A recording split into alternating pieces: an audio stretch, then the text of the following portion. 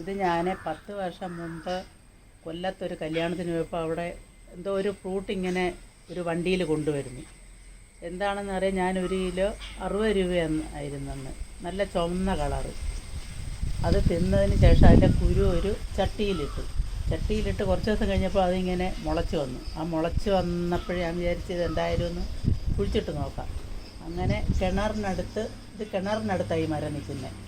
വെറുതെ ഞാനൊരു കുഴിച്ചിട്ടു. അത് വളർന്നു വന്ന് അന്നൊന്നും യൂട്യൂബിലൊന്നും അടിച്ചു നോക്കുന്നില്ല. വളർന്നു വന്ന് പിന്നെ കുറേ നാൾ കഴിഞ്ഞപ്പോഴേ ആൾക്കാർ പറഞ്ഞു ഇത് റംബൂട്ടാൻ എന്ന് പറയുന്ന ഒരു ചെടിയാണ്. അങ്ങനെ ഞാനിത് സംരക്ഷിച്ച് കുറച്ച് നാൾ കഴിഞ്ഞപ്പോൾ അതിലിങ്ങനെ പൂ പോലെ വന്നു. അന്നേരം എനിക്ക് ഭയങ്കര സന്തോഷമായി. ആദ്യം ചെറിയ കായായിരുന്നു. ഞാനത് പിന്നെ വലുതായിട്ട് ശ്രദ്ധിച്ചില്ല. അങ്ങനെ പിന്നെ കുറച്ച് നാൾ കഴിഞ്ഞപ്പോൾ യൂട്യൂബിലൊക്കെ അടിച്ചു നോക്കിയപ്പം ഇതിൻ്റെ പരിചരണം മനസ്സിലായി. പിന്നെ ചാണകം, എല്ലുപൊടി, വേപ്പിൻ പിണ്ണാക്ക് അങ്ങനെയെല്ലാം ഉള്ള സാധനങ്ങൾ പുളിപ്പിച്ചൊഴിക്കുന്നതാണ് ഇതിൻ്റെ പ്രധാന വളം. അങ്ങനെ വർഷങ്ങൾ കഴിയുന്തോറും ഇത് കൊലയായിട്ട് ആവശ്യം പോലും. ഇതിപ്പോൾ 10 വർഷം കഴിഞ്ഞതാണ്.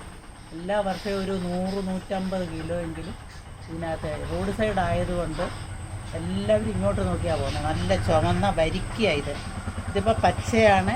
ഇതിനി പഴുക്കുമ്പോൾ ഞാൻ അടുത്ത വീഡിയോ ഇടും. എല്ലാവരും പറയും റംബൂട്ടാൻ പിടിക്കുന്നില്ലെന്ന്. അതാണ്ട് ഇത് കണ്ടോ, ഇതിൽ നിന്നും വീണ ഒരു കുരു, വെറുതെ ഒരു കുരു വീണ് കിളിച്ച് 2 വർഷമായി. അത് ആവശ്യം പോലെ കൊലയായിട്ട് കിടക്കും.